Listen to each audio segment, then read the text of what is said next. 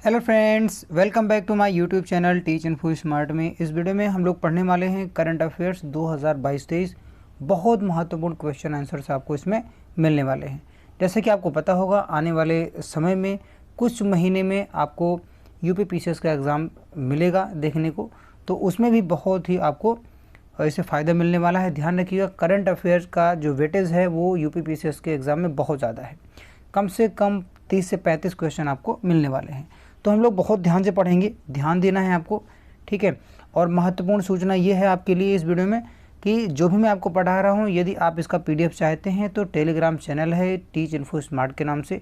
जो लोगो यूट्यूब पे लगा है वही लोगो आपको टीच इन्फो स्मार्ट के नाम से जो चैनल मिलेगा टेलीग्राम पर, वहाँ पर मिलेगा और उसको आप फॉलो कर सकते हैं। वहाँ पर सभी पीडीएफ को फ्री ऑफ कॉस्ट आप ले सकते हैं और उसको आप फ़ायदा ले सकते हैं, उसको आप पढ़ सकते हैं। तो हम लोग शुरुआत करते हैं।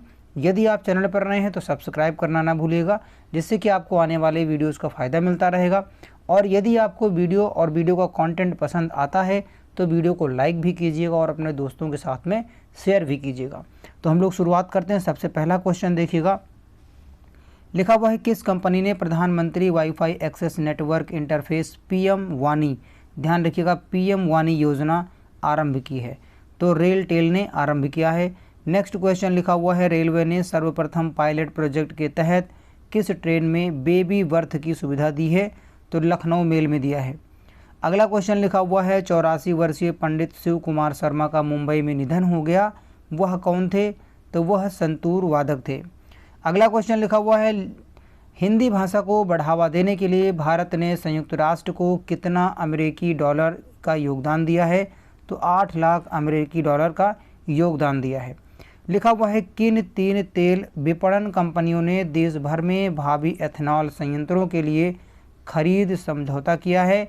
तो बीपीसीएल, आईओसीएल और एचपीसीएल ने समझौता किया है।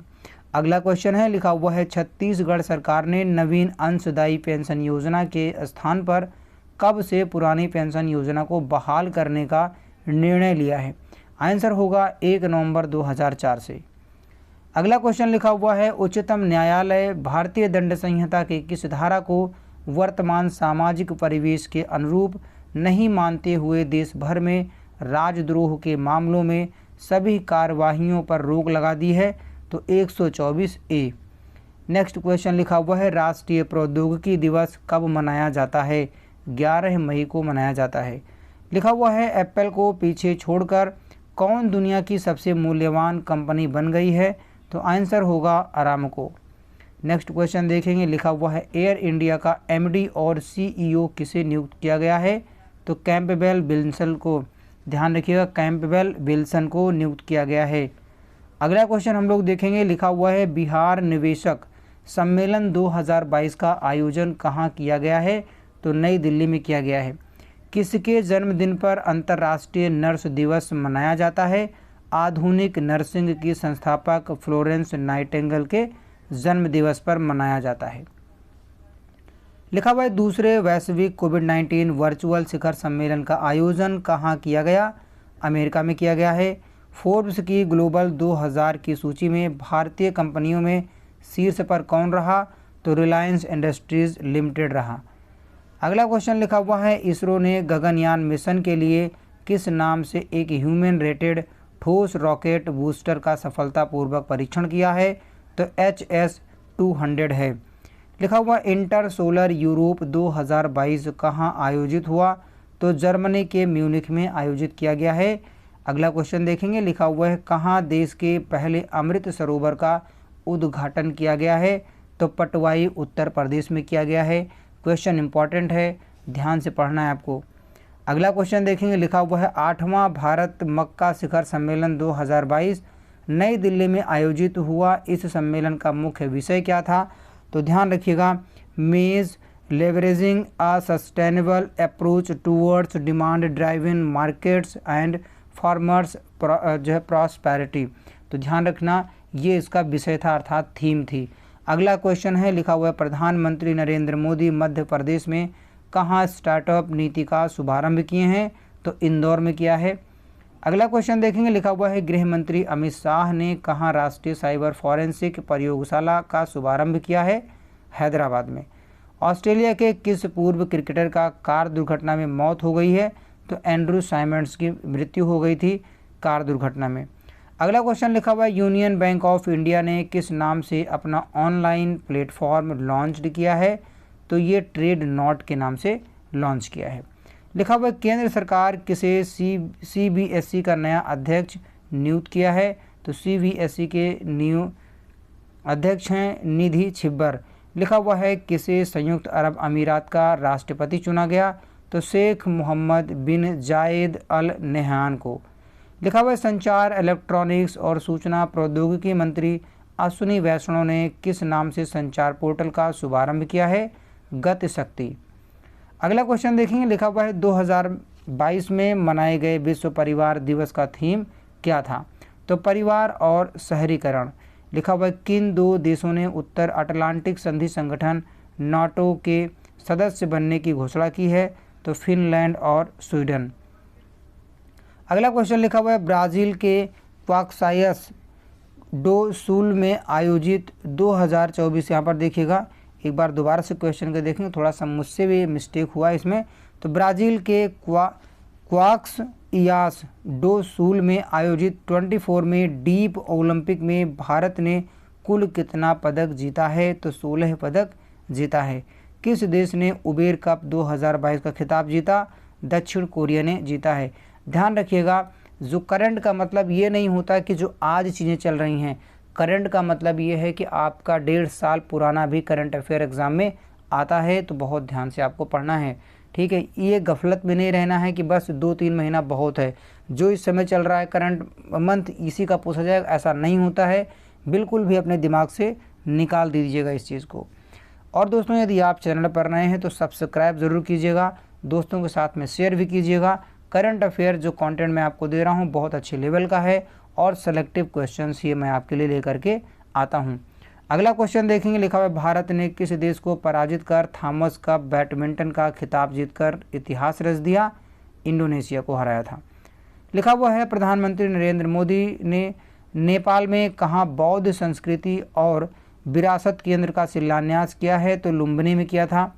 लुम्बिनी नेपाल में है। अगला क्वेश्चन है, किस राज्य में स्थित रामगढ़ विषधारी अभ्यारण्य को देश का 52वां टाइगर रिजर्व घोषित किया गया है? तो राजस्थान में। अब यहाँ पर क्वेश्चन ध्यान रखिएगा कि रामगढ़ विषधारी अभ्यारण्य कहाँ है? तो ये राजस्थान में है, ये भी ध्यान रखिएगा।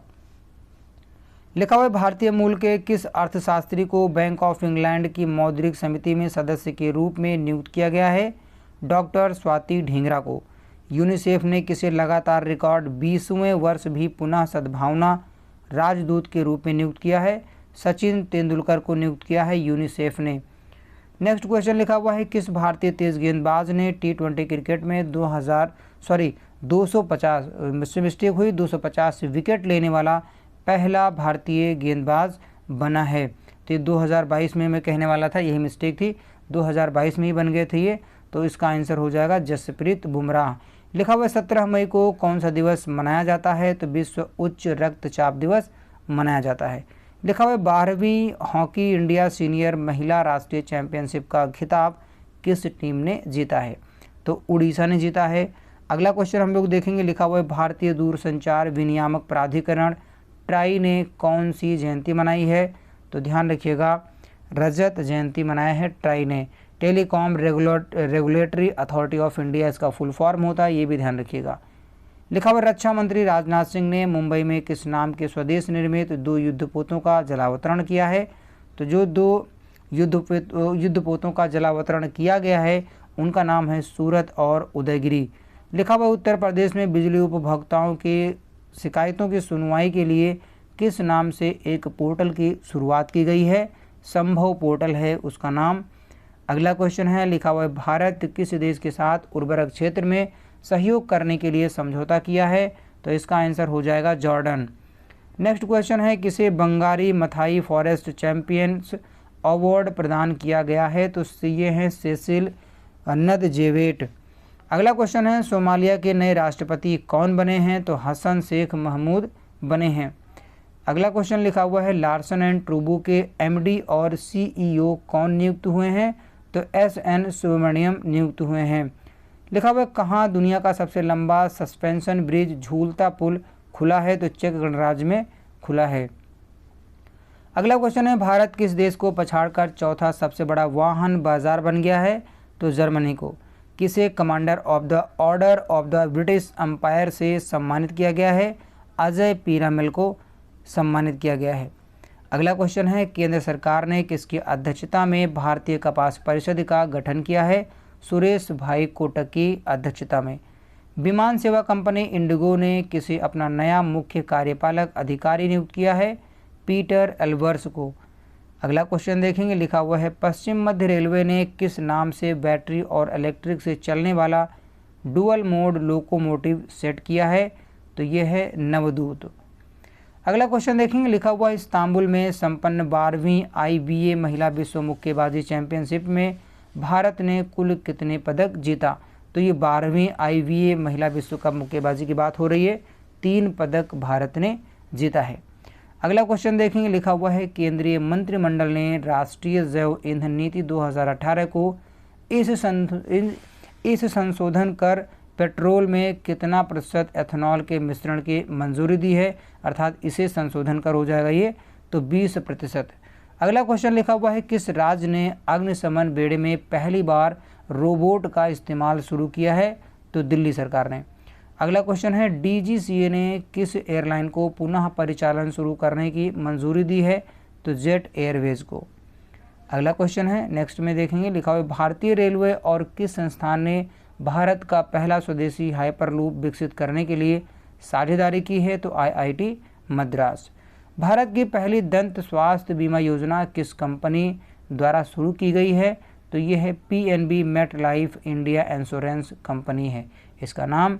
अगला क्वेश्चन है, लिखा हुआ है ब्रिक्स देशों के न्यू डेवलपमेंट बैंक ने भारत में कहाँ क्षेत्रीय कार्यालय खोलने की घोषणा की है? तो गिफ्ट सिटी अहमदाबाद में। नेक्स्ट क्वेश्चन है, लिखा हुआ है विश्व का सबसे ऊंचा मौसम केंद्र कहाँ स्थापित किया गया है? तो ये स्थापित किया गया है माउंट एवरेस्ट पर। तो बस दोस्तों बहुत छोटी सी वीडियो थी। इस वीडियो में आज इतना ही। उम्मीद करता हूँ कि वीडियो आपको पसंद आई होगी। वीडियो को लाइक शेयर और चैनल को सब्सक्राइब कीजिएगा।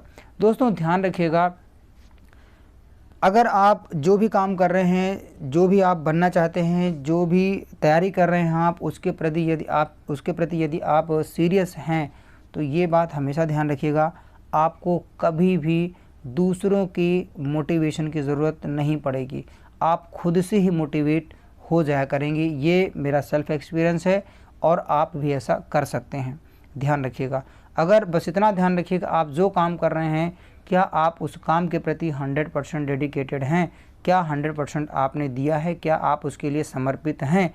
अगर आप ऐसा होगा तो आप खुद से ही मोटिवेट होते रहेंगे। ध्यान रखिएगा, दूसरे के मोटिवेशन की ज़रूरत आपको बिल्कुल नहीं पड़ेगी। ठीक है, और इसका एग्जाम्पल ये है कि आप जैसे किसी बड़े अधिकारी को देखें, वो जा रहा है और जो है किसी रोड से वो क्रॉस हो रहा है, रोड को बंद कर दिया गया है, आप जो है रोड पर आपको रोक दिया गया है, तो आप उसको देख करके आपके मन में ये विचार आ सकता है कि ठीक है आप जा रहे हो, मैं भी इसकी तैयारी कर रहा हूँ और तैयारी करूँगा कि मैं भी ऐसी गाड़ी से निकलूँ रोड से, ठीक है, आपकी तरह। तो ये खुद से आप सेल्फ मोटिवेट हो सकते हो और ये मोटिवेशन लंबे समय तक आपके दिमाग में बना रहता है। जो खुद से मोटिवेट होते हैं वो काफ़ी लंबे टाइम तक अर्थात लॉन्ग टाइम तक मोटिवेट रहते हैं।